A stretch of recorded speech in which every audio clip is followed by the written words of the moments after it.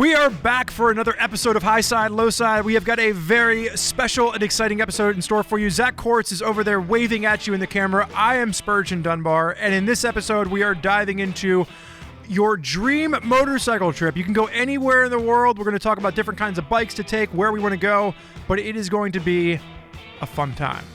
It's a journey around the world in our own minds, you might say, and the mind of one bearded Joe Zito, who will be joining us in a moment here to talk about our dream motorcycle journeys. But before we do that, a quick word from our sponsor.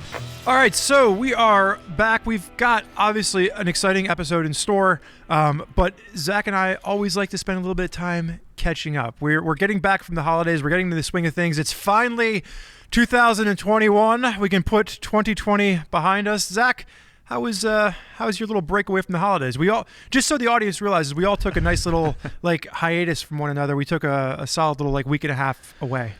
Yeah, it's good. It's good to not do stuff for work for a minute. So that was good. I don't think anyone's going to be super sorry to see 2020 hit the rearview mirror, right? So, and I think this is this topic of our dream motorcycle journeys, I think, is a great way to kick off a new year, right? We're talking about our where we'd like to go, and it's very forward thinking, I feel. Well, I think it goes back to the episode. I'm thinking of the episode we shot with Lance back in early December, where we talked about some of the highs and the lows of 2020 and what we were looking forward to in 2021. And there was a Common Tread article that went out, and I think one of my biggest misses in 2020, the thing that really just disappointed me the most, is the complete lack of travel. Yeah. I went from Morocco in February to being completely locked down in my house for 11 months. And it was different, or 10 months, I guess, but it was just different. It was different than what I'm used to doing.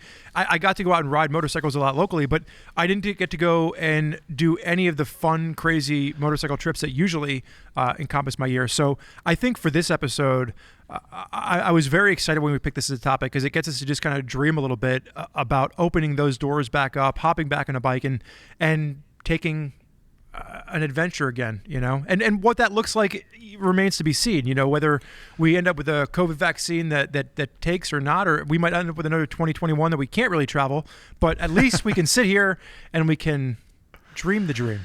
At least we can dream, right, as we say. And hopefully Joe Zito, when he joins us in a minute here, will be ready to dream as well. Quick update on your hind leg. We talked about you messed up your knee. I guess it kind of makes me feel like a little puppy. My hind leg. So I went through a series of injections, and it was a cartilage loss, is what it ended up being. Right. And I am now waiting to figure out if the injections have taken, or if I'm going to have what's recommended as an Oates procedure. Right. Don't ask me to explain that acronym, because off the top of my head I can't. But what I can tell you is it would be where they remove or harvest cartilage from a different place on the knee, and then they inject the cartilage back into the area that's missing cartilage. Yes, indeed. So that's, yeah. So you got like they call it like lubricant, right? Was it hyaluronic acid? You're very familiar with this. So I do want to give a shout out to Mr. and Mrs. Kortz, because as soon as Zack heard that I had an injury, he immediately volunteered his wife, who I think has had now 6 or 7 knee surgeries. 7, yeah. So she was kind enough to walk me through all of this, and she was like, "Well, the injections probably won't work, but you should at least try them first." So, but very kind of you, Zack. Yeah, the most recent knee surgery that she had was in fact an Oates procedure. So I guess I'm hoping that the those acid injections in your knee do the trick, and you don't have to go under the knife. But anywho, sorry to hear that you're still struggling with that, but as we said, no better time for a busted knee than a lockdown, right? Yeah. So but I mean, you're guess listening to records, you're drinking beer, you're doing the Spurgeon Dunbar thing. I would again. It just continues to the Spurgeon Dunbar thing just continues to evolve in either the voices, the impersonations, or the implications. I will say that I think for me, I'm at a point where I just want to get it figured out. It's been something that's been bothering me for a while. Even going to do a track day, not take off-road out of it. I would get off of a session and my knee would be throbbing just from the pressure of having using your knees to move your body around in the track bike, let alone riding off-road. So I'm willing to say I don't care what the problem is. I just want to get it fixed, so that as we look into some of the projects and plans that I know that we already have in store for February and March that I'm excited to tackle, I just want to make sure that we can move forward with this successfully. Totally. Yep. Yeah. It's like finding a problem in the shop, right? Like the bike won't run, and you just sort of like you check the easy stuff first, and you think, God, I hope that it's a clogged petcock, or I hope that it's a bad spark plug or whatever. You just want it to be the thing that you know how to fix so that it can be fixed and over with. So, but if it's a situation where you have to take it to Ari Henning and have him do it for you, I just want to know that that's what it is, and that way I can get it off the list of things to do. Absolutely. All right. So before we talk about dream motorcycle journeys and before we bring in Mr. Bearded Joe Zito, this is the part of the... I thought you were going to say Jesus for a second. Mr. Bearded Jesus. He's joining us. Bearded Jesus Zito. This is the part where we always ask to go to iTunes and leave us a review on that podcast platform, because it does help very much with distribution of this program. It helps us get new listeners, and obviously leaves you an opportunity to tell us what we're doing right and what we're doing wrong. So if you have time, please go do that. We realize it's a pain in the tail, but it does help us. And what could you potentially win, Spurgeon Dunbar? Well, let me tell you, Mr. Quartz, you can win a brand new Highside, Lowside t-shirt. Now, I know that you've probably already bought a slew of these and you've passed them out as holiday gifts to all your friends, family, and relatives, but maybe you didn't get one for yourself. Maybe you're the true Kris Kringle type and you just gave it all away to other people. This is your chance to win a Highside, Lowside t-shirt. And I will say that the individual who we picked for the winner today, their name, their username actually did have a lot to do with them winning, and I'm going to save that. I'm going to save that for last. Okay. Okay. All right. Okay. But they said that this is the only podcast that my boyfriend and I listen to. I thought that was cool. It's enjoyable, informative, entertaining, and Zack and Spurge work well together. They always make us laugh. So, well, that's very nice. Little do they know, we actually hate each other. We just do this because it's our job and we need to get along. You know what? You say that jokingly, but there's a lot of comments that have come through because like we banter back and forth and we cut each other off and we get excited and like this is just how we are as friends. And people are like, I think they really hate each other. Like, did you hear him cut him off? Like I just did there. Like, he must really hate Zack Quartz. Yeah, exactly. No, yeah, they should try to work out their differences. Well, the point is the drum roll here. The winner is Majestic Duck 9. Congratulations, Majestic Duck 9. Very much appreciate you listening. Very much appreciate you leaving a review, and we hope that you very much appreciate your spanking new T-shirt. Bam, bam, bam. And I'll tell you what, I want to know why the name had to do. No, I just like the name Majestic Duck. That's all it was. There wasn't anything more than that. There was no story there? Okay. No, Majestic Duck. I'm a little and then you had said something about tail earlier, and I was gonna be like tail feathers, duck, blah blah blah. It's lost on the audience, but it's not lost on me. I do want to throw this as a special offer out there. It sounds like Majestic Duck 9 and her boyfriend or his boyfriend watched this together. So we will give away 2 free T-shirts. So shoot an email over to Highside, Lowside at RevZilla.com, and we will make sure that you and your significant other have a brand new Highside, Lowside T-shirt to walk around in.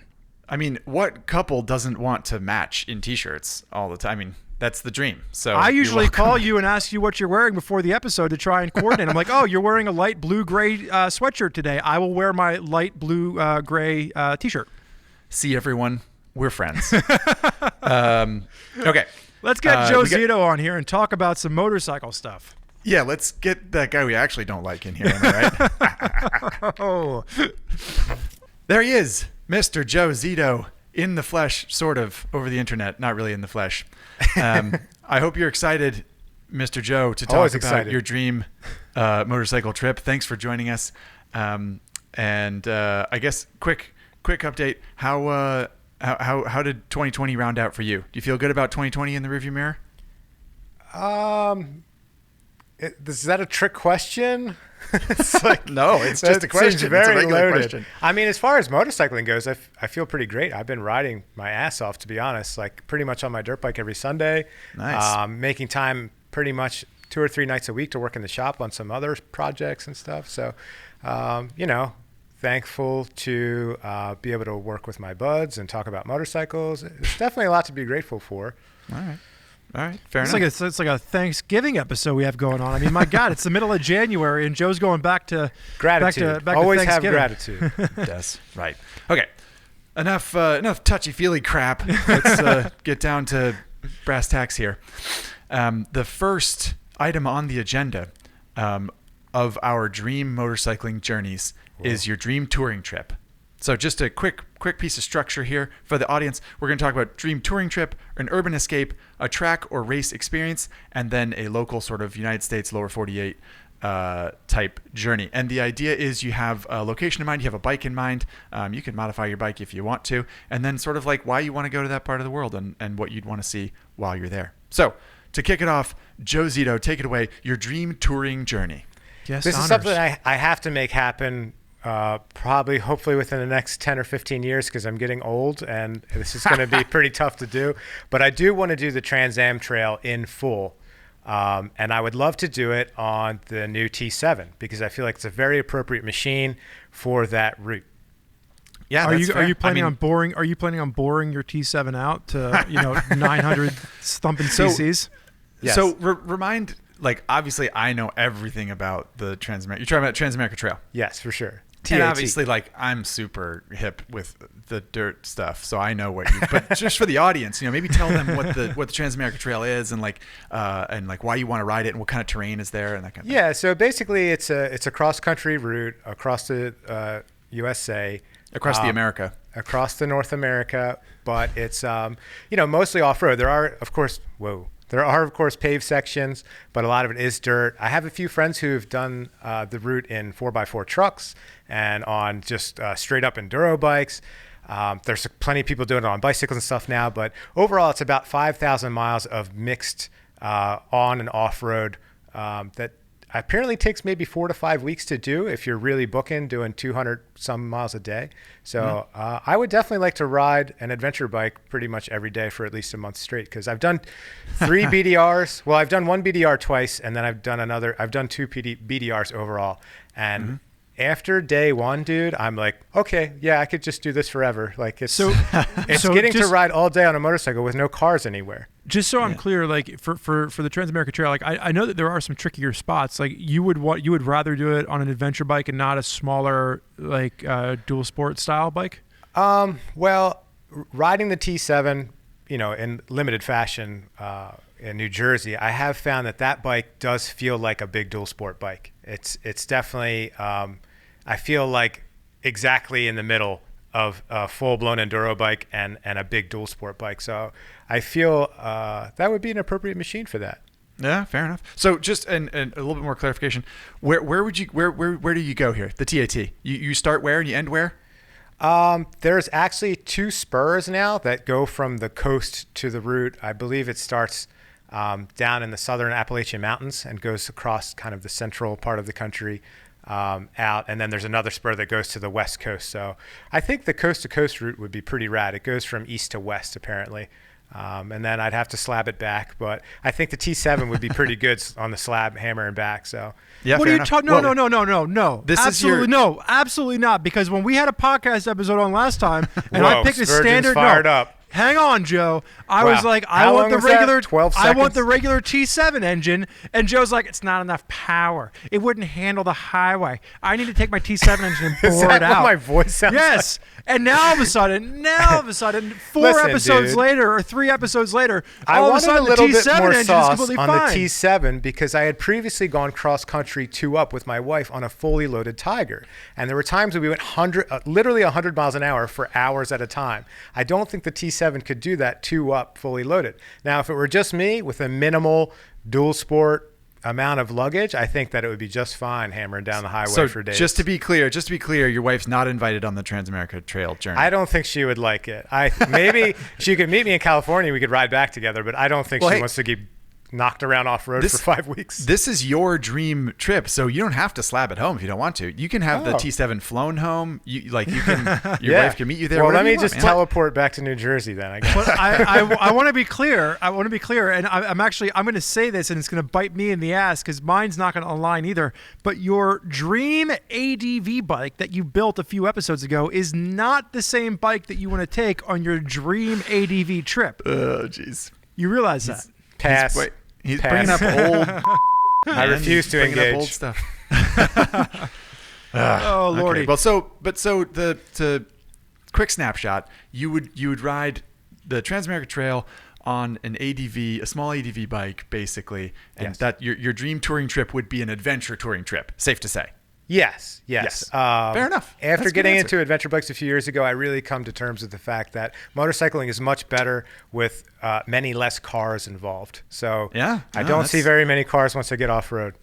Yeah, no, I suppose that's fair. So what's the I'm blanking on the name. The trail that goes along the spine of the Rockies. That's called the Continental Divide. The Continental Divide.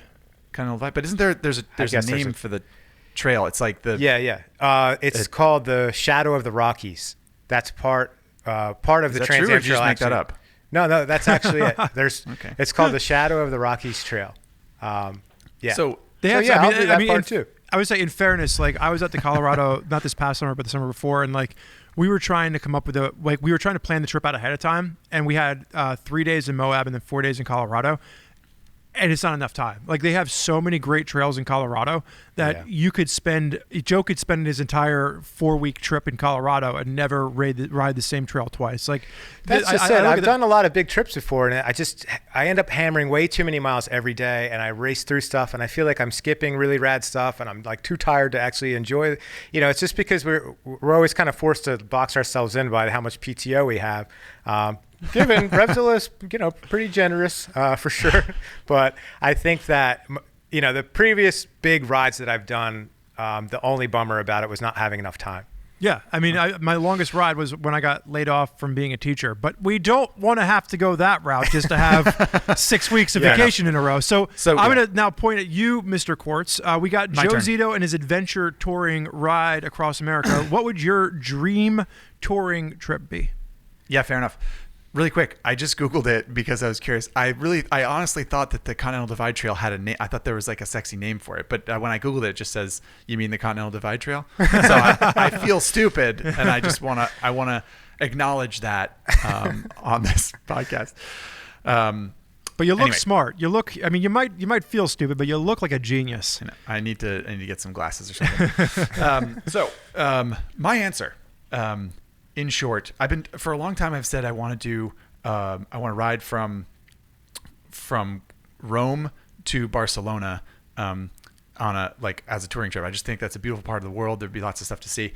But because this is my dream trip, I'm expanding it, and I'm going basically like whole Mediterranean coast along the north edge. So I'm going like Athens to Porto, Athens, Greece to Porto, Portugal, and I'm just like taking coast roads as much as I can. So that's through Croatia, Italy, southern France, and then along southern Spain, and then up the coast of Portugal. And I'm taking a KTM 1290 ADV-S. I'm surprised. I mean, it's not a BMW, which I was really anticipating. I'm actually part Portuguese. You could go visit my ancestors. That explains nothing to me, but I wish it did. How far is that trip? How many kilometers or miles, preferably? Good question. Many. I would say I picture him going back to Google and like right underneath like the Continental Divide Trail search. It's like, how many miles is his dream trip? I mean, it would take a long time. Europe is relatively small, right, compared to the U.S. So it's probably like 300 miles. No, it's far. I mean, it's far if you take the, it's like thousands of kilometers if you take the coastal route. No, if you take the shortest route, even. Oh, really? It's a long way. But if you go like all the way down the boot of Italy, to check out all the roads you can and eat all the pizza you can. I mean, you're talking like probably 5,000-6,000, more than that. I'm mostly Italian, so you're just visiting all of my people. Yeah, it's the JoeZitoAncestry.com tour. Welcome everyone. We go to all the homes of his ancestors. No, it'd be a long trip, but obviously it's a dream, as you said. Like if you're taking a dream trip, you want it to be long. So, have you been to Europe? I mean, you guys have both ridden in Europe a couple times before, right? I've ridden in coastal Italy, and coastal Croatia, and coastal Spain, coastal Portugal, I think. Well, not really. I've been to racetrack in Portugal. That doesn't count. Yeah, well, I mean, that's because sometimes where the most beautiful views are and where the twistiest roads are, depending on, I mean, not always, but oftentimes that's the case. And the Mediterranean, of course, has got, good food and beautiful views and that kind Are of thing. you bilingual or multilingual? No, I'm really letting my family down. So I always, my grandfather spoke like 8 languages and my dad speaks about 4. So if you do the math, I owe the world 2 languages at least, and just to kind of keep. And I have not made it that far, so I'm a big disappointment. My wife's been actually using the this pandemic downtime to learn Italian. So she's been putting in the hours pretty much every day, learning Italian from an app. So maybe, when I go join you on your Italian tour, we could bring her and she could translate for us. I thought you were going to suggest that when you take your Transamerica tour, your wife would come with me because she speaks Italian, which is like, whatever. That's a weird way to do it, but if that's how it works. So I'm not be happy. I do think it's interesting because I do think, Joe had mentioned, all the European travel, but like I remember my first trip to Europe was Sevilla, Spain. I've been to a few other places since then, and the riding in Europe is just so different than America. I mean, there's some things that are the same, but I think like the culture and the vibe is just different. I mean, stopping in small towns and going to different cafes, and even the culture. Like I remember being in Sevilla on a Sunday night and going down to the town square, and like everybody's just hanging out outside and talking to one another. And people came up and talked to me, and they didn't know who I was, and no one had cell phones out. It was just a really interesting way to take a vacation or a trip. I mean, I was there for work, but for the few days that I had off, it but was. Your work is vacation, so whatever. I mean, we're all riding motorcycles for a living. Zach, you said that earlier. Zach was like, "Well, it was good to have a good hard 2 weeks off from work." I'm like, "Yes." And before that, your work was delivering pizzas on motorcycles and cutting down Christmas trees. So the lines really are blurred rough. for yeah. sure. Really rough. But no, I do absolutely. think Europe's got a lot of interesting aspects, especially for traveling. Yeah, that's fair. Also, how many times, I don't know if you've had this experience, but how many times you've been riding in Europe and you come up on your twisty road and you come up behind a car and they just like wave you by? They pull over Or a little bit. They'll turn their four-ways yeah. on and they'll wave you. Yeah, dude, the culture is completely different for motorcycles over there. It's great. Maybe I have to in a good give way. road motorcycling another chance and just do it in a different country. Yeah. Or, yeah. Sometimes people in California, I feel like, are amazingly receptive to that. I mean, sometimes it's bad. You're just on a mountain road behind 4 cars and no one's pulling over because they're oblivious or stupid or whatever. But both. Yeah, both. But yeah, I've had. But that's one piece of European motorcycling culture, just road culture, that I've had pretty good luck with. Is oftentimes people are just like, "Yeah, you're on a motorcycle, go." I know. I go feel like by, I kind which of is sold awesome. myself short a little bit staying in the U.S., but No, I think hey, it is what it is. your answer's a good one, and I appreciate that you're staying away from cars because that is one of the more easily qualifiable dangers of riding a motorcycle is being near cars. So I do want to take 1 second because I know that we're mostly talking about the trip aspect of this, but I do want to take 1 second and call out the 1290 Adventure S because I think it's a motorcycle that's vastly misunderstood and underestimated in the industry Yes. right now. If That's great. you are listening to this and you have not test ridden a 1290 Adventure S, it is not an adventure bike. It is like a sport bike on steroids that's great for traveling. It's one of the best suspensions I've ever used, and it's an electronically adjustable suspension. It's handling, the engine is fantastic. It's just that it is an thing amazing terrified bike. me. It's That bike it's is so good. Very powerful. Yeah. yeah, it really the engine is something that people are kind of used to now because it's like, and that bike's not as gnarly as a Super Duke because it's heavier, but that engine is just such a hammer. Yeah. And you're right, Spurgeon, that it is misunderstood. People think that it's an adventure bike, but it's a sport touring bike realistically, and you can trundle down a dirt road same as you can on a Versa 650 or whatever. But like it's a sport touring bike, and it is not just a sport touring bike; it is an awesome sport touring bike. Yeah. It's pretty serious machinery. That's why I said if anybody's listening to this and you haven't gotten a test ride on that bike and you have an opportunity to, I would highly recommend it. I know KTM does a very good job of actually doing like their traveling demo rides and stuff, but it's unreal. And actually that engine's retuned differently than the Super Duke, and it's just it's like Joe said, it'll terrify you. It's so fast and so much fun. Pull your arms right off. Yeah. Figuratively, we hope. So it's your turn, Spurgeon Dunbar. We got a lot of dream trips to talk about. So we should I'm should pick up the interested in pace. this one. I will make mine as succinct as possible. So I have always wanted to do South America. I remember seeing there was a movie that came out in the 70s called Cycle South, and it was about these guys that took these bikes down. And I would want to start in Los Angeles because I want to go down the Baja Peninsula. I love Baja, so I would want to do that, and I want to cross over across mainland Mexico, down through Central America. I've got a buddy, Carlos, who was born and raised in Costa Rica, and he's had nothing but great things to say. And then I want to go down the entire, I guess it would be the western side of South America, Peru and the whole coast, and then end up down Argentina. And I want to do it on a KLR 650. Nice. What? Everyone's dream bike. I mean, what did they only made 6 or 7 of those, and they're very collectible and rare. Yeah. I'm trying to play fair. You can I'm get trying parts to play for fair it the whole way. So I'm trying to balance my dreams, and it would be very easy for me to say I'm going to take a 790 Adventure R Rally that I built, and I'm going to make this my dream project. And part of me wanted to do that, but I think that there is a simplicity that comes with a KLR 650. It's affordable. To your point, Zach, it's ubiquitous. Like you can buy parts for that anywhere. They made millions of them. So if something does go wrong in any town that I'm in, I can get it fixed or repaired. You can fix it with a Q-tip and a jackknife. Yeah. And that's it. That's the bike you'd probably want to take for. So are you doing Darien Gap?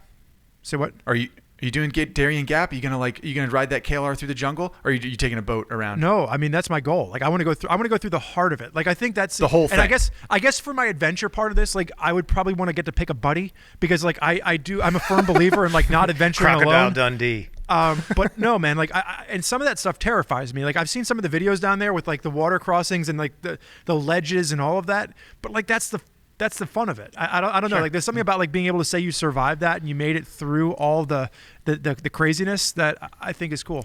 I am very surprised. The guy who talks about suspension nonstop and high horsepower and electronic aids and all that picks the most simple, archaic machine in the history of motorcycles. Well, I mean, I will say respect, because when you get done with that trip, you're going to have more street cred for having done it on a KLR. If you say, you went from LA to Patagonia on a KLR, people are going to go, nice. Yeah. Plus, you can sell it for the exact same price that you bought it for after you did the trip. $200. You buy it for. I would say you buy it for $2,500 and you sell it for $2,500. Now, to your point, Joe, I didn't say that I wasn't going to modify the suspension. Oh yeah, what mods? We forgot about talking about mods, right? No, I'm not. I don't want to go down that road. We've got other topics to talk about, but I would definitely probably throw a high performance shock on the rear to at least. I think you'd probably at least need, at very bare minimum, one of those like wool, like lambskin seat covers that are so critical for KLRs. Nice. Yeah, I mean, that way you can look the part, right? There's a lot of street cred if you have the lambskin seat cover over, maybe like the beads too, like the little beads. Yeah, but the beads like my grandmom's Malibu had. I do want to take a pause. We've got more topics to discuss,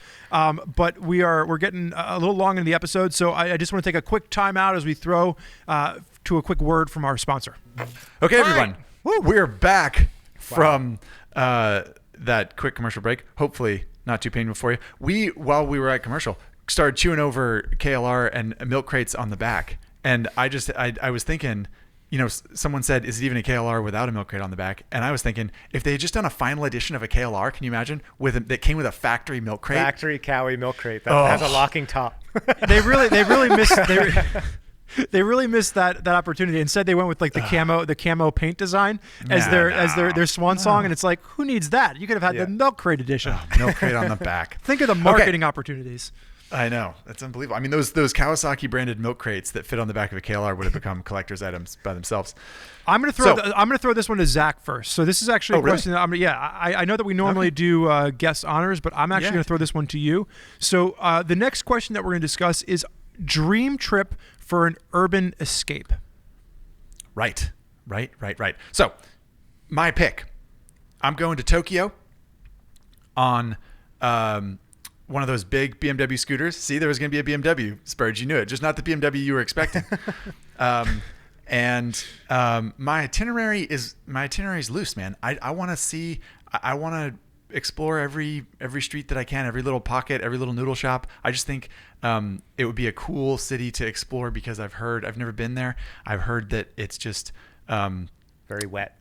Yeah. Well, it's sort of like first world, but also very alien and different, and especially for a Westerner, it's just like, it's so kind of like shocking. That was honestly my first pick, was to go to Tokyo, but then I figured I don't know enough about it to talk about it. I don't really either, but I think that's what's so fascinating. Especially like I said, for Westerners, I think Tokyo is a place that is very strange and different, and I think that would be really fun. And so I'm bringing a big enough scooter that I can hit highways if I need to get around. But I want something that I can stuff a helmet under the seat, and I think scooters are the perfect urban mobility vehicle. And yeah, just I don't know, find me at the noodle shop, man. I was actually, instead of a BMW scooter, I was going to try to find a Bosozoku bike and ride in Tokyo and ride around Japan and hopefully not get in any kind of gang wars or anything like that. Yeah, but that's I think fair. that Boso bikes are so wild, and I want to see them and ride them and be around them. So it's Super just so bizarre. I understand. So it sounds like that for your urban escape trip, because you could have gone two ways with this, right? You could have picked an urban city that's kind of like the hub, and then you take rides out around and get outside the city. Or it sounds like what you chose was a city that you want to take a small displacement or a mid displacement scooter, and you just want to explore the city, maybe get outside a little bit, but really you want to focus on immersing yourself in the culture of Tokyo. I mean, sure, like I want to see Mount Fuji. I'm not an animal. I want some culture. But yeah. I think that this is the way I took it anyway. Tell me if I did this wrong, but to my eye, it wasn't so much like, oh yeah, like I want to go to Barcelona so that I can ride the hills outside Barcelona. Like it's an urban trip. You want to see the city. You want to like learn about. First the of all, urban there's no environment. right or wrong way. So if that's Okay, the approach that I might have okay. taken, you can't call me wrong for that. So let's just be careful with throwing wrong out there. No, there's no right or wrong answers. If there's any wrong answer, it's the fact that I'm taking a 650cc scooter that can go 100 miles an hour. Like, why would I do that? That's stupid. I need something smaller. But what can I say? I like that scooter. It's got heated grips and good storage. And Sold. Yeah, I like it. That's all I need in any motorcycle nowadays is heated grip, a little bit of storage, windscreen. Definitely fully middle-aged. We're gonna start calling you Old Man Joe as opposed to Bearded Joe. old Man Joe over there. It's so plush. It's so Quick. nice having those little creature comforts. Quick shout out to all the other cool motorcycling stuff that could happen in and around Tokyo. What do you guys do? You have any feeling about Bosozoku motorcycles? Not one way or another. I mean, I know what you're talking about, but like they do nothing for me. So it's not anything that I'd be like, they do I'd nothing really like that. for you. Oh, really? I mean, the whole idea is to kind of like, incite some sort of reaction, I guess. Yeah, I mean, I don't imagine that they're like, well, hang on. Give the viewers, tell the viewers what Bosozoku is and like what they look like, what's the deal with those bikes? I mean, basically it's the Japanese version of the chopper. You know what I mean? If you look at the 60s and the 70s, like counterculture motorcycle, with all the outlaw choppers and stuff. But it's done to extremes. Like it's right. like Yeah. way over Well, the the thing top. is, I don't want to speak out of turn or anything like that, but I know traditionally, like Japan is very, very, kind of conservative. And if you are an outcast, if you're acting wild or looking wild, it's very, very like frowned upon. So these guys, and gals who built these bikes, I believe it was really in the late 70s into the early 80s. Their outlaw motorcycle culture was based around these super duper wild motorcycles. So Yeah. if you do a little research, there's a few Vice documentaries about Bosozoku bikes that are just really, really well done. But basically they take like, I don't know, like a CB400 or something, like basically a small displacement motorcycle, and put a road racing fairing on it that's like up into the sky. It's pointed in the wrong direction. Yeah. It's Yeah. super weird. Yeah. Huge rear seat, a passenger seat that goes way up over the rider's head, and wild colors and wild paint and all this stuff and loud pipes. And they actually have, I forget what they call it, but they have like sound competitions where they rev the bikes in a certain, pattern to signify the tribe that they ride with. It's like so like kind of like you could go down the biggest rabbit hole looking at Bosozoku motorcycles, but I'm fascinated by it. I think it's, I don't know about all of the outlaw gangster stuff. That's for a different show, I guess. But the motorcycles themselves, I find really truly interesting. Yeah. Well, I guess one or some of us should probably go to Japan, and then we can do a podcast about that. There but you until go. then, Sick. until then, it's just a dream to explore it, I guess. With that, Josito, why don't you take us to your dream urban motorcycle trip? So this this dream trip I've actually done before. I didn't know if that was against the rules or anything like that. Nothing's against the rules, homie. No one told me it was against the rules, but actually, I want to say it was maybe 2015. My wife and I actually rode cross country. We called it the Can-Am Ice Cream 2000 or something, or no, the Can-Am Ice Cream 5000. Michelle and I called this trip because the idea was we were going to ride to Calgary to have ice cream with my friends who live in Calgary and ride back. So the whole idea of this trip was to go and get ice cream, but we're hammering down like 700 miles a day, just like riding our asses off. But I've been to most Canadian major cities. You know, I've been across Canada a few different times, and I find that it's really beautiful, and it's just like, it has definitely a different vibe than our American cities. But mainly that I don't get to see my friends who live in Calgary very often, and I would love to see them again and go ride around with them. And when you have locals to visit, they show you all the best restaurants and venues to see shows and coffee and everything. It's so nice to be able to like meet up with friends who live in a particular area and have them show you all that cool kind of hidden stuff. But so you're going to Calgary is what I'm getting. You're going. Yeah, Canada is your dream destination. Just Calgary. So you're going just to Calgary. Clear on that. What bike are you going to ride around in Calgary? So I am so hyped on that new Africa Twin Adventure Sports, the 2021 that comes with the black and gold. That thing just looks so killer to me. I know you recently rode the one. I just think that is the bike for that trip. Are you going to sacrifice the fact that one doesn't have the electronic suspension? You're okay with that? Oh yeah. I may do without that before. The main reason is for not really so much about the motorcycle, but I don't know if you guys have ever been to Banff National Park, which is just a couple hours west. So that's the Canadian Rockies, the big, one of the biggest national parks in Canada. So my friends that live in Calgary, they live within a couple hours of this like place that literally looks like heaven on earth. It's like the most amazingly beautiful place I've ever seen with my 41-year-old eyes. It is mind blowing. Like every way you turn out there is just mind blowing. And they're like, I don't know. It's kind of like a couple hours away for them. Is they're like, we don't really come out here much. But I think it's awesome that there's such a beautiful national park in such close proximity to a pretty rad city. So, So that would be day trips for you, basically. You'd go to Calgary, but you'd also make day trips around the city. Okay. Well, and that makes sense about it, to bring an Africa Twin Adventure Sports to a city, because with a city bike, normally what you want is a nice tall seat height and very, very high weight numbers. Well, I mean, if you figure, he's battling potholes because of the brutal winters that they have.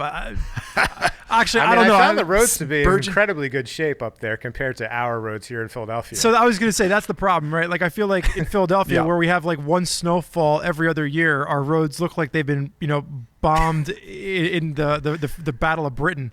But yeah, we're sitting here, worried about an area where it actually gets snow. So I think personally, an adventure bike is a good all-arounder in the city. Dude, I'm telling you, man, I've definitely like gotten bit by the adventure bike bug, and it's the coolest blend of dirt bike, adventure bike, touring bike, sport bike. Like I would have never guessed that about you based on the conversations you've had on this podcast.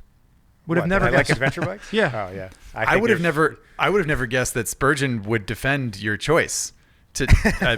I got nothing but love for you, Joe Zito, but an Africa Twin Adventure Sports in a city sounds like hell on earth, and I'm 6'2". What if I got the DCT? I could like be sipping lattes while I'm putting around town. I would say that normally I would not defend Joe Zito. I mean, the internet already thinks that I hate him, so I'm trying to be nice to him. I think I do agree with Joe's pick on this one. I think that would be a fun bike, especially he's talking about a Canadian city. He's not talking about going into like downtown, Singapore. Yeah, true. Oh, that's another that's a city I've been to actually. That would be a good one too. Anyway, a Canadian, Calgary and Banff with an adventure bike. Not bad at all, Joe Zito. Thanks. I gotta say, He's come back around. He approves of your pick now, Joe. I'm here solely to get the approval of you two guys. Yeah, absolutely. No, I will. Since it's a dream trip, my dream will be to be at every intersection and watch you teeter through with your 33-inch seat height. And I mean, I rode the 600-pound Tiger bike. through there already, so it's definitely been proven that I could handle a tall seat height bike in a city with my Fair wife enough. and some luggage. Fair on. enough. So, So Spurgeon Dunbar. Yeah, I took a different approach to this question, and here's my explanation for it. One, I'm going to go to the moon and build a city, and then I'm going to ride around in it. it's like you're. I in wanted my, to go to it's the like, moon it's and like ride an you're. Alta. It's 'Cause like it you would are run, reading right? my dream diary. That is exactly what I wrote. Dear diary, what I want is to go to the moon. No, so I had gone through a couple different cities when I was making my list for this, and I was like, well, what city would I want to go to? And there were some American cities that I've been to that I like the riding outside of and I like the culture of, but I wanted to try something new for my dream. And I have been to Turin, Italy, once for a Duke 390 launch. And what I really liked about that was that it was just on the cusp of the Alps. So we got to ride through the city, and then we got to go out, and we just touched on the Alps. And it was enough that like you see the peaks and you're like, holy shit. Like I've seen the Rockies and I've seen the Appalachian and I've been to the Pacific Northwest. I have never seen anything like that. And to only have one day there wasn't enough. So I don't necessarily want it to be Turin, but I was hoping that our Highside, Lowside listeners, if there is anyone that has been to the Alps, if there is anyone that lives over there and you're a listener, I'm looking for a little mountain city that I could use as a jumping off point and just something with like some small cafes and a place to kind of walk around at night. But I want to go riding out in the Alps every day, and that's what I want. Like, so I want to walk around the city and take the bike around the city at night, but during the day I want to get out of the city and see the Alps. And what is the best city for that? Probably not Turin, but there's got to be a better answer out there. And I would hope that our Highside, Lowside listeners. Yeah. So I didn't get there yet. I was going So through like curious. Keep it snappy, Dunbar. my bad. So I want to go on a Ducati 900 SS. So not the new Super Sport, but like I want the. I think You want a square headlight. I want the fuel injected one. So the generation that got the fuel injection. Oh, you're talking about the Pierre Treblanche ones, the one that were kind of like lumpy and alien looking. Yeah, but I want the the little the one really? that has like I want the yellow one with the front fairing. So here's the deal. I read a Peter Egan article when I was a kid, and I was a teenager. But back then there was a company in Chicago where if you bought a Ducati and you paid full MSRP, you could pick it up in Italy. You could do like a 7-day ride through the Alps, and then they would ship it back. And Peter Egan always awesome. wrote about this 900 SS, and it's one of those dream bikes that like I could probably buy one now for like $5,000 or $6,000, and it wouldn't have to be a dream any longer. But I've never owned one, and if I was going to do this dream trip in the Alps from a city, riding around Manayunk on it would not be the same as riding. no, around the absolutely not. So yeah, that would be it. A vintage, and a vintage like early 90s. 900 SS. That's a vintage. Wait. So early 90s. You're talking square headlight then? Those wouldn't be fuel injected though. I don't think. I thought that maybe I'd have to go back and look. I honestly he I wants didn't a pull the custom date. built, fuel injected vintage Ducati. I want the 900 SS. I think it's like an SSCR, and I'm blanking on the exact year, but it's Right. I don't think it's got a square headlight. Oh, really? Okay. Well, we'll I have could to be follow up wrong. on this later. I think it might. 900 SSCR was the one with the Hang on. I got a picture of it. So it is He's Googling with it. no yeah. fairing, right? Yeah, so, the one with no, just it's- the upper fairing but no lower. Is that right? Yes. Yeah. So I'm going to show this Correct. to the camera. It's not loading. Darn it. And there it goes. I don't know that much about Ducatis, unfortunately. So I want the yellow one too. Mine is color specific. So Okay, that's fair. honestly, like none of this matters for the people that are listening to the podcast. So I feel like I'm doing all of this in vain, but it's gonna be worth it when I can hold this up. So yeah, this is, and you're right. It is a square headlight. So Yeah. Oh, that's a beauty. All right. Yeah. it's blurry, but yeah. We'll get the post team to pop one of those up. Yeah, a yeah. picture Just of do one of those right now, so 97 you can see. 900 SS CR Super Sport is really like that's the era that I'm looking for. But yes, you are totally. right. It's a square headlight. That's the that's a great choice. That's a great bike. That sounds cool. And dry clutch. I mean, it's a quintessential Ducati in a lot And of when ways. it breaks down, I'm in or around Italy, so I can just take it back to the factory and they can fix it for me. I was going to suggest Salzburg, good alpine Okay. city. It's a cool town to walk around in. They got cafes, they got rooftop bars, that kind of thing. It's right along the river. It's very beautiful. You're close to some good roads. Here I Just throwing it am out there. asking the audience, and You, Mr. Quartz, have given me an amazing suggestion. I should have just come to you to begin with. Salzburg. I'm going to write it down. Well, Spurgeon, I am your number one fan. You are so good to me. Okay. So I will pause there for 1 second, because if you're just listening to this in the podcast, you need to go to YouTube and fast forward to the 55-minute mark of this just to see the face that Zach just made. It was priceless. I'm geeking out on Spurgeon Dunbar. What can I say? Your face is gonna stick like that. Isn't that what Mama used to say? Yeah, it hasn't yet. We'll see if it does. A 900 Super Sport. In my the one facet of that bike that sticks in my mind is an absolutely heinous turning radius. So that's probably not going to be super fun in a tight European city. I'm just going to throw that out there.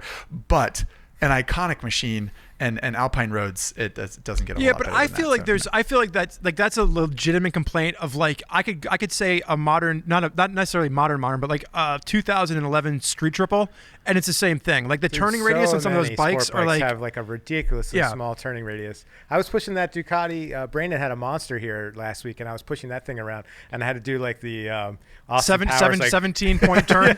Yeah, I'm just gonna pull the back end of the bike. I don't know. Have you ridden an early 90s Ducati Supersport, that era, Spurgeon? I have not ridden the Supersport. I'm blanking on the one. My buddy had a. I'm not going to remember off the top of my head which one he had.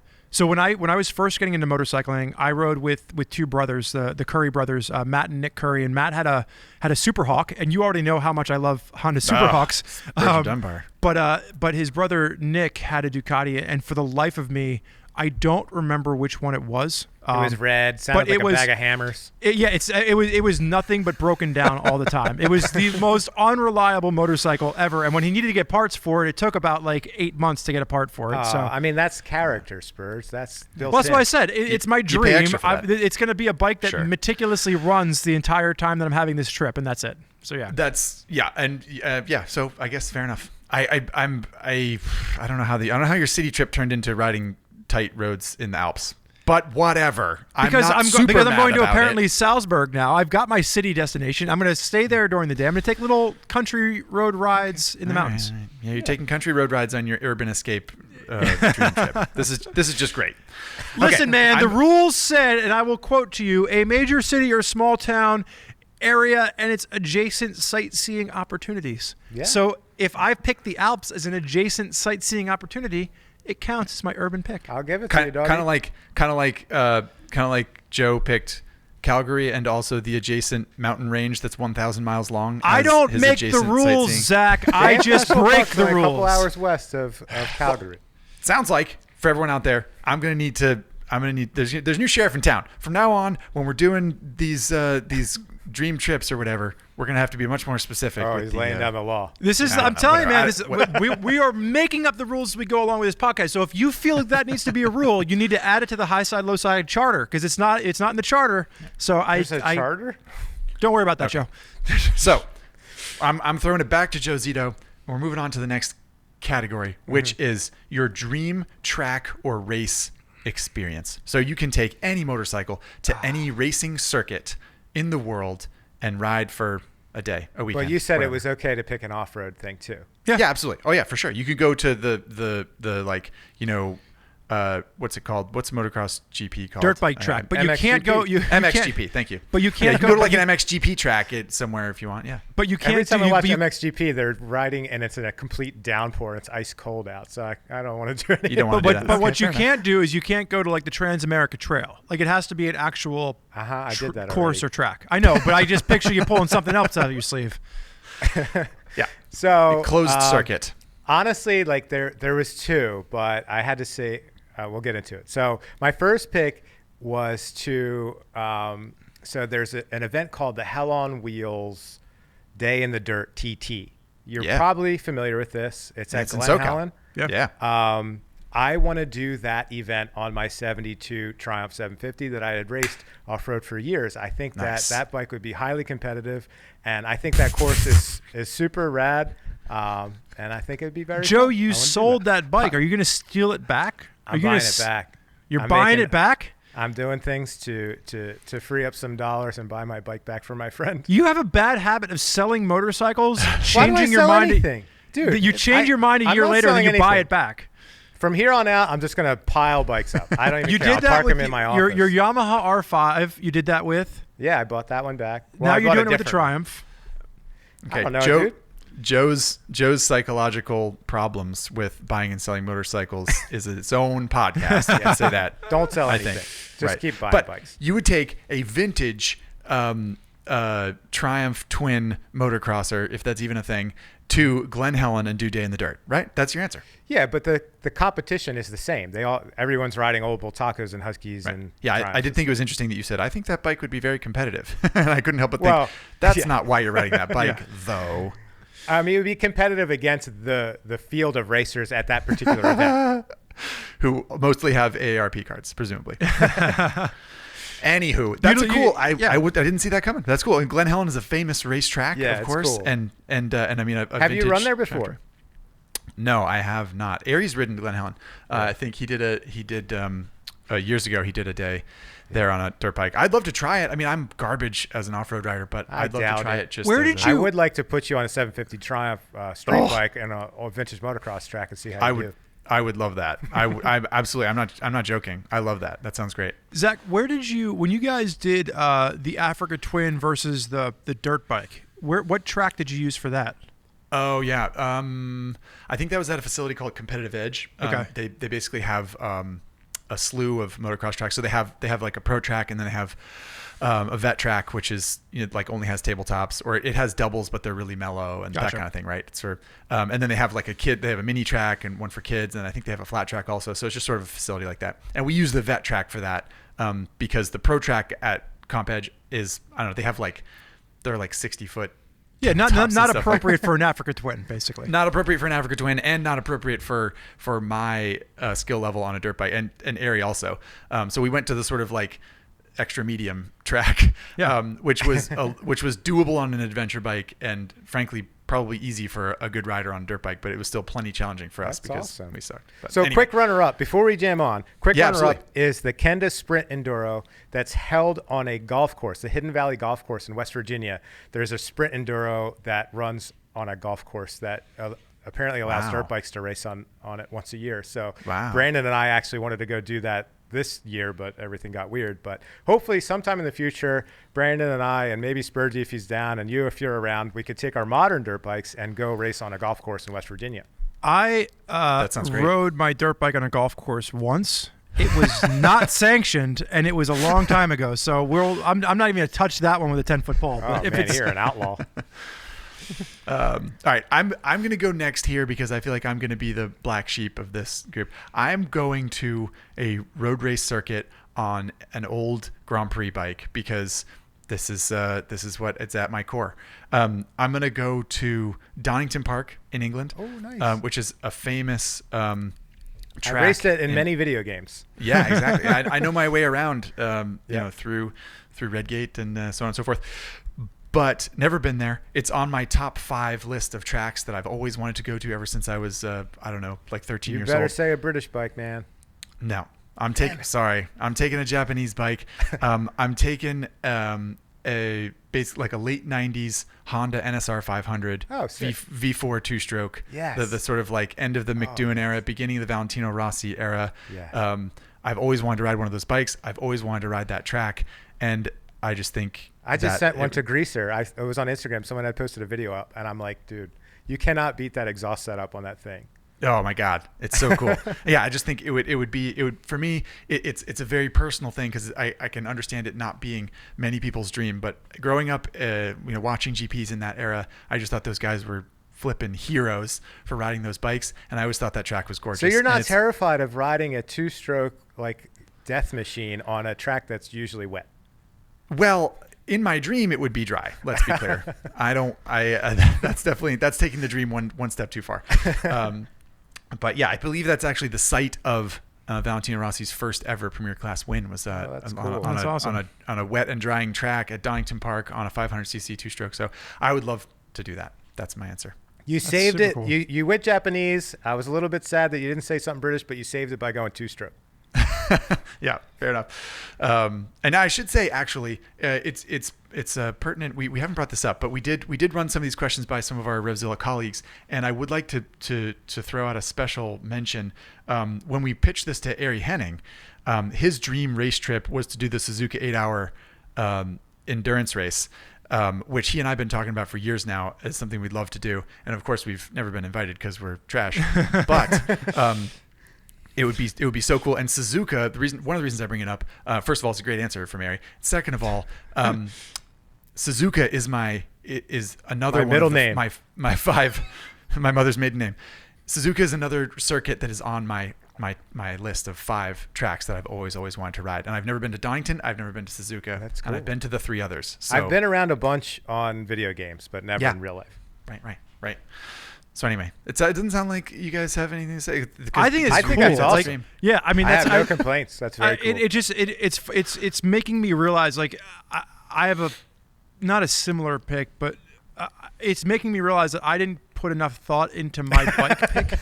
So like that's actually like go to another commercial break and get prepared. Yeah, no, but it's like you had such a specific bike pick, and I was like, oh, I put so much thought into like my track pick that I didn't even really consider the appropriate bike to go with. Let me guess.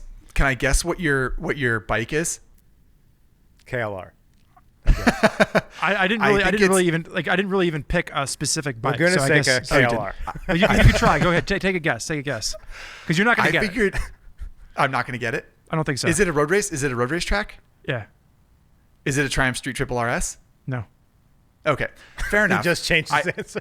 I didn't get it right, but I do know that you love that bike. And if you had chosen that bike, I think there would be plenty of defensible evidence to say that I would like to take a bike that I know to a beautiful place, a beautiful track, because then I know that I'd be confident and I'd be able to rip around. So that would be a good answer. But I'm totally stepping on your toes, and it's your turn. You have the floor. No. So to your credit, I think that the Street Triple RS is probably my favorite bike to just because I'm comfortable with it, right? Yeah, you have a road racing background. I don't have that. And actually, Zack and I just had this conversation the other day.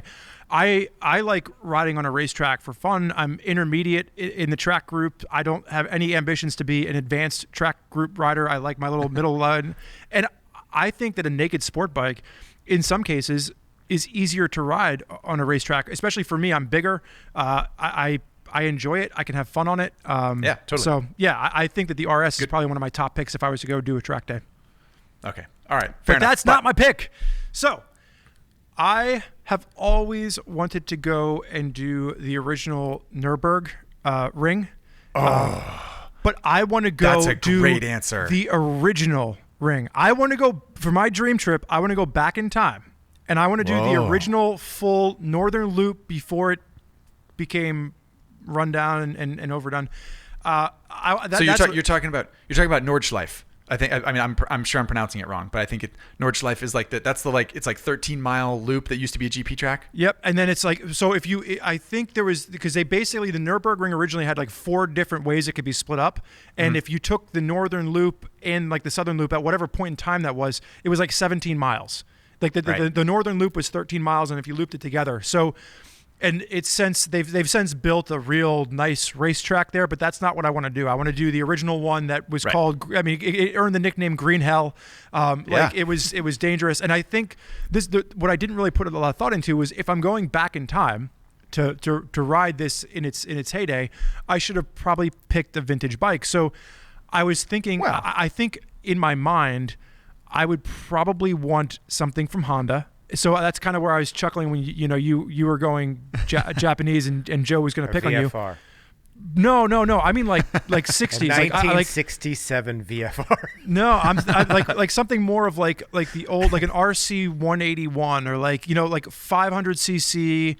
Really, like, I mean, Honda had so many of those crazy 60s GP bikes that were like weird, like V5s or inline sixes. Have you ever seen the little book that I have? I have this killer book. I got it at a flea market or something like that, and it's called Racing Motorcycles, and it was published in like the late 70s. And dude, it's this thick. Yeah. And every page has these illustrations. They're not even photographs. They're like these beautiful illustrations of all these wild racing bikes. I have to put it on your desk next time I go grab it out. But it's cool. There's definitely a bike to choose to race on that track in that book. Yeah, and I think just a quick suggestion. I think you go RC 166, the 6-cylinder 250. Yeah, so I mean that's what I'm saying. Like when you think about that, right? Like Honda had so many crazy bikes and so many crazy engines and so much. Yeah. And they I had think like 8-speed transmissions and stuff. And, like we forget about this. Like there was a book called, and I wrote about it for Common Tread, but there was a book called Stealing Speed, and it was about the technology. Matt Oxley and the technology that happened after World War II, and they were using V2 missile technology that they stole from the Germans to create 2-stroke motorcycle engines, and then defecting to Japan and stealing the technology and bringing it along. Like they're used to. I mean, we've come to such a stagnant. I mean, I hate to say that because it's not stagnant. We've got so much technology happening, but it's happening on the electrical side of things. And bikes are better now than they ever were. But like when you think about that era of like the 50s and the 60s and into the 70s, like it was all mechanical tuning, and like you had inline 6s and V5s, and like it was crazy. And I think that's cool. The Moto Guzzi V8. Yeah, like all that stuff, goofy stuff. Yeah. I mean, even cool. like Ariel has a square 4. Like, it's like all the interesting front wacky crank stuff. turns in reverse. Fun fact, kids. Yeah. So you're going to Nürburgring Nordschleife in its heyday, which I don't know when would that be? 50s, mid 50s. I would say like 40s and 50s. Like, I don't know the exact dates. I know it was originally started in like the 20s. Maybe just yeah. You're right. Yeah, my bad. Yep. Yeah. We'll go 50s. We'll go 50s or 60s. I mean, even whatever, the track exists to this day. I think even in present day, if you could have it to yourself and ride around on a motorcycle, that would probably be really fun. I think some of the northern section though is pretty overgrown though, isn't it? Oh, is it? Yeah, I'm pretty sure. I could be wrong. I could be Bring wrong. a dirt bike, says Josie. I'll take an adventure bike. Yeah. Yeah. Fair enough. Okay. Well, I think that's a great answer. I'll grab that 1290 S that you had in the first pick. I'll take that. But we are running low on time here, and we have one last pick that I want to get to, and this one kind of brings it back home for all of us. So this is a dream local trip, and by local we mean continental United States. And I'm going to do guest honors once again. So I'm going to toss it to Joe this time, and Joe, your dream local continental America trip. Again, I am going to meet up with friends to go ride, and I have a lot of friends who live up in the Pacific Northwest who have been riding very heavily off-road. A lot of my buddies who moved out there have taken advantage of the beautiful terrain in the Pacific Northwest, and I want to ride Tillamook with my buds who live out up in that area on my 250 XCW. Word. So can you be more specific about like the terrain and like the places like? Well, I mean, all of the mountain terrain up there is just very lush. It's the kind of trails that I really like. I like technical, tight trails that a lot of wet stuff, log overs, rocks, things like that. A lot of elevation change, and the mountains out there are far bigger than any mountains I've ever had the opportunity to ride. So, as an enduro and off-road rider, I'm always looking for the most challenging terrain. And, of course, again, going out with some locals that know what all the rad trails are out there would be awesome. What bike did you say you're going to take? My bike. His bike. Oh, your he bike. only takes his bike to places. When you're Joe Zito, you're living the dream every day. You go out to your garage and you set all your dream bikes. I get it. Except for that Adventure Sports. I think that was the only one. Otherwise, it was your Triumph. Well, he knows that if he sells his Triumph Tiger and actually buys an Adventure Sports 2 years later, he's going to have to buy it back from the guy he sold it from. So he can't do that. I don't know. You never know how much you'll miss a bike until it's gone. Some I don't care about, and some I really miss. Keeps me awake at night. Okay, fair enough. All right, you want to go next, Spurgeon? Sure. So I originally was like, I'm going to go to Atlanta because I love all the mountain roads north of Atlanta. But I've done that. I used to live in Tennessee, and I'm very familiar with those roads. So a couple years ago, my dad and I had taken a trip down to West Virginia, and we had just started riding in the Monongahela Forest on 33. If you're coming out of Harrisonburg, Virginia, there's a little section of 33 that starts going like this. And for those of you listening on the podcast, I'm making a squiggling motion with my hand. So we had gotten to that squiggling motion, and I was on an XSR 900, and I was gone. I was like, this is great. This is what I've been riding on the highway all day for. And I got to the top, and I was waiting, and my dad never showed up. And finally, a pickup truck showed up, and he's like, are you waiting on a guy on a bike? And I'm like, yeah. And he's like, he's down in the ditch. So I went all the way back down to squiggly lines, and my dad ended up being okay. The bike was totaled. He ended up breaking a collarbone and an ankle, and that was the first day of a 5-day trip. And we ended up putting his bike in the back of I rented a U-Haul, put the bikes in the back of a U-Haul, got him hopped up on oxycodone, and then he just kind of drooled on himself the entire drive home. But so just to be clear, everyone, this is Spurgeon's dream. His dad goes into a ditch and he gives him lots of drugs. We never got to finish the trip. So my dream would be I want to go back and I want to finish that trip. And it's just one of those ones where that's one of the few areas that I've yet to really explore crazy in depth. I've done a lot of Virginia and like southern West Virginia, but that northern West Virginia, Lance had actually given me a bunch of routes, and we were shaping up for a 5-day weekend, and it just didn't happen. So I would like to head back down to Monongahela, that forest area, a little north of Snowshoe, outside of Harrisonburg. And as far as a bike to ride, I was torn on this because I was going to go with like a Sprue Triple RS, but Zack has already kind of picked me apart for that one. So I don't know which bike I would want to take. I would probably want to take something on the sporty side. I would say 300. No, I think I would probably go with either a modern Ducati Super Sport, a new one, or I would actually consider an RS 660 if I could get some like throwover bags for it, like something for some like luggage. But I think I would probably use that as my testing grounds. If I got an RS 660 for a couple of weeks here on the East Coast, that's probably where I'd go with it. A machine he's never ridden, ladies and gentlemen. But I've obviously picked it as my favorite bike of 2020, despite the fact that I've actually ridden. One of the few sport bikes I've seen in the past few years that I'm really, really itching to get a leg over. Yeah. Sure, that's fair. Well, you're really tugging at the heartstrings with the old ride with your dad, Spurge, because that made me realize that like I've had the dream of taking my dad on one of these. Like I've had an opportunity to do a lot of cool trips as we have being in this job, riding in exotic locations on cool bikes. And I've for a long time have been wanting to, like, my dad was the one that got me into motorcycling. So I thought like, man, it would be so fun to get him in on something like this. And actually just before the COVID-19 thing really landed, my dad had a plane ticket booked. We had 2 MotoQuest bikes reserved. We were going to ride from LA to Portland, which is a modest adventure, I admit, but it was going to be father son up the coast, and hitting twisty roads, and I was so looking forward to that. And he was due to land on like March 20th or something like that, and then California went into lockdown on the 16th, and it never happened. Has he ever ridden that route before? Oh yeah. Okay. Absolutely. So he's familiar with the roads and everything. But still, it'd be a fun thing to do. Yeah.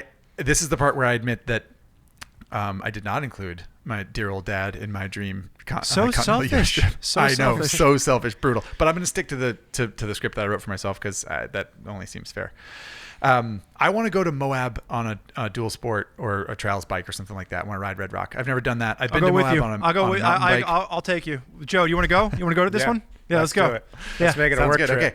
So the dream trip is the 3 of us going to Moab. But yeah, like Red Rock is such a cool, like, bizarre, like, extraterrestrial surface to ride on, no matter what you're on. And I've always wanted to do it on a small dual sport or a trials bike or something like that. And it's just Moab's a cool town. So yeah, that's my answer.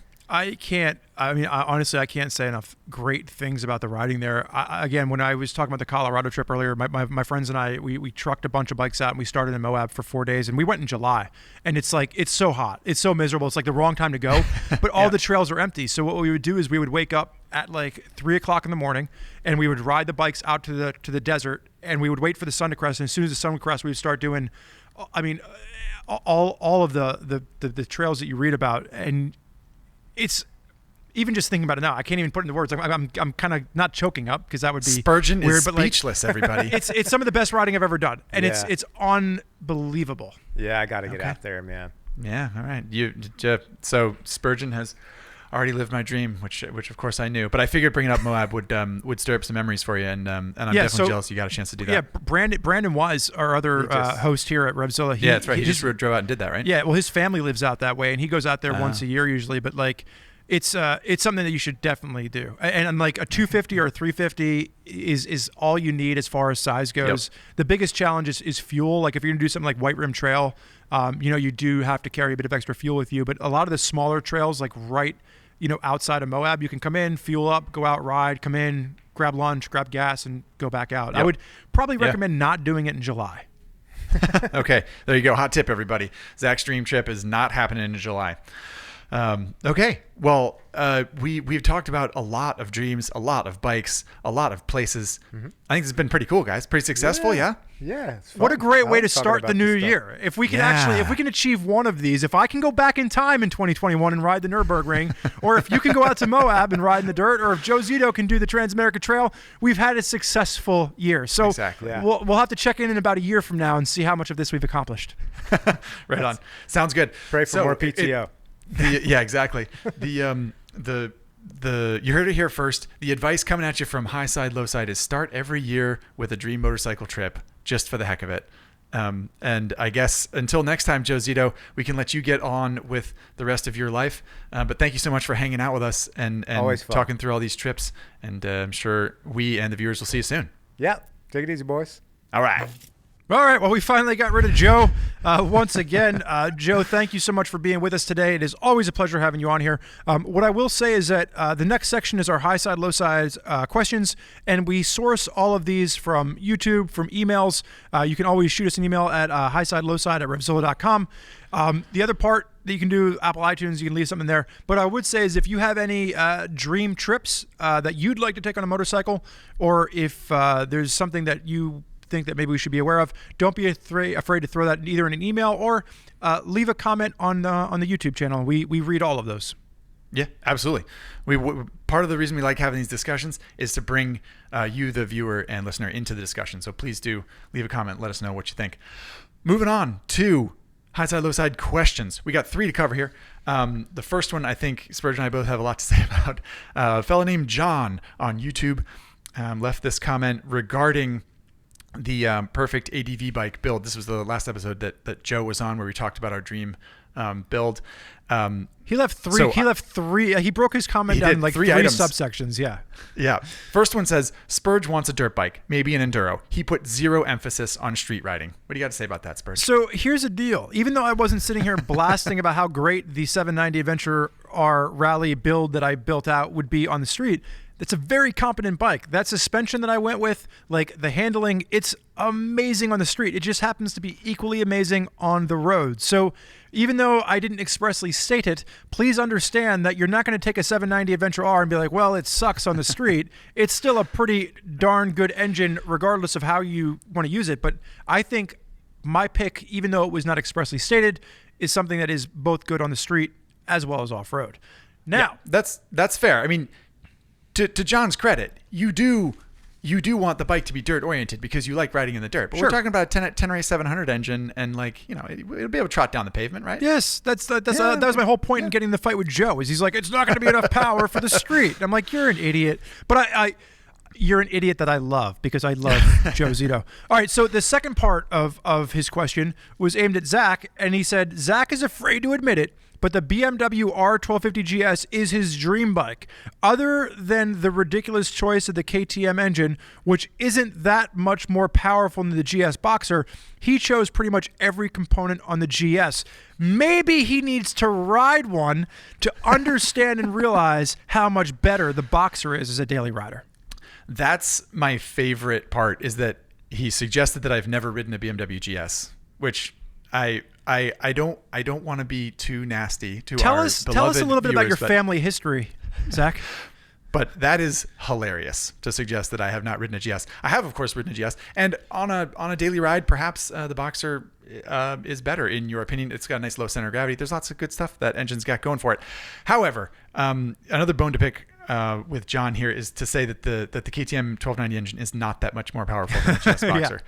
It really is. Yeah. It's on paper. On paper, the BMW looks quite good, and in practice, it's a great engine. It makes lots of good torque, but it does not hold a candle to that 1290 engine. The 1290 engine is so much more exciting to use, and perhaps John should ride one to see. You lose so much of the power just in the drivetrain of the BMW, right? Like the chain versus the shaft drive.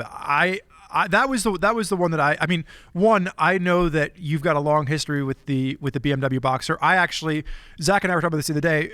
The first time we ever rode together was at a R1250 GS launch, and you actually did one of the GS challenges. You were one of the American journalists that got to go to what country? Thailand. Thailand, and ride in the GS challenge. So like Mr. Quartz has plenty of experience with that engine, but yeah, the KTM engine, like power, if you ride them back to back, it is a more powerful engine by a long shot. Yeah, certainly is.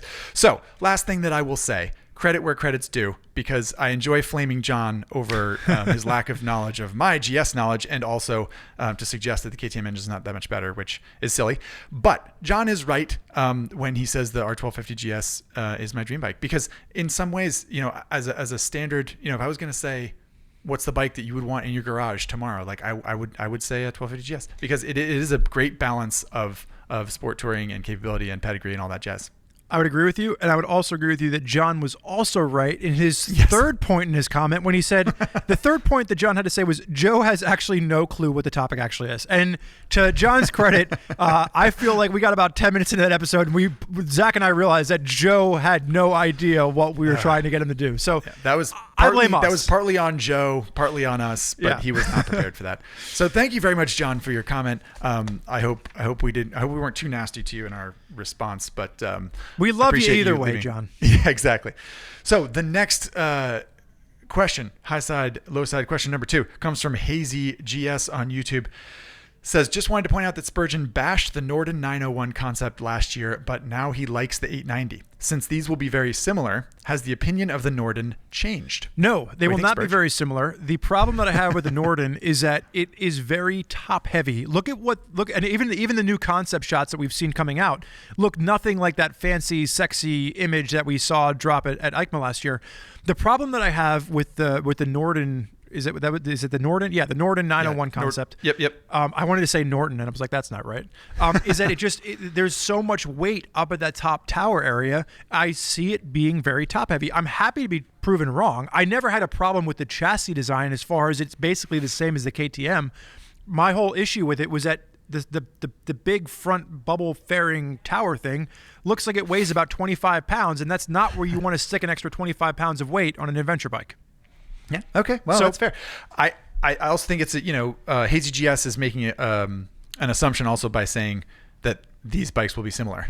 You're right. Because no one's really sure yet. But I think he's accurate in saying that it's built off the same platform. Yes, we exactly. know that it's gonna be built off the same platform. It's a fair assumption to make to a certain extent, because the platform is the same.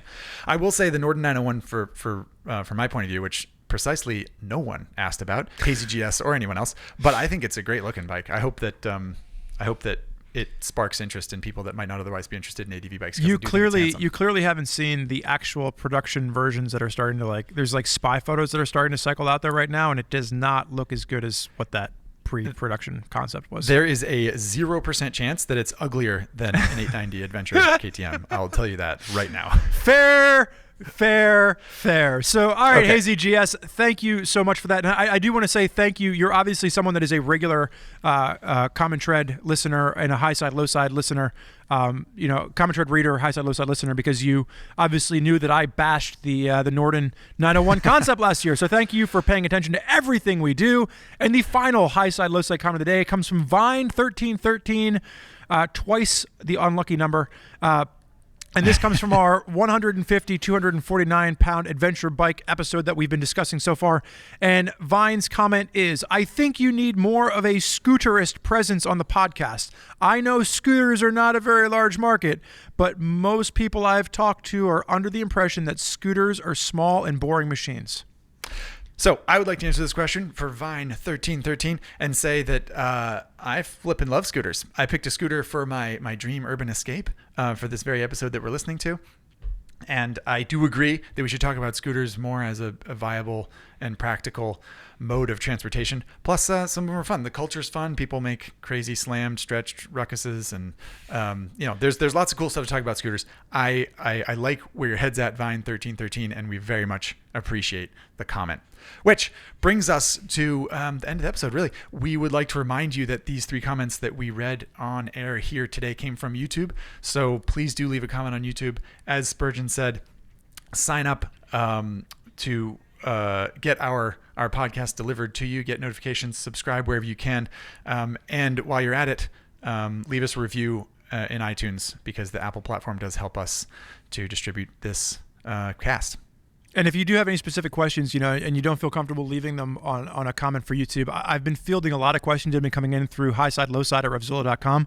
So you can always shoot us an email.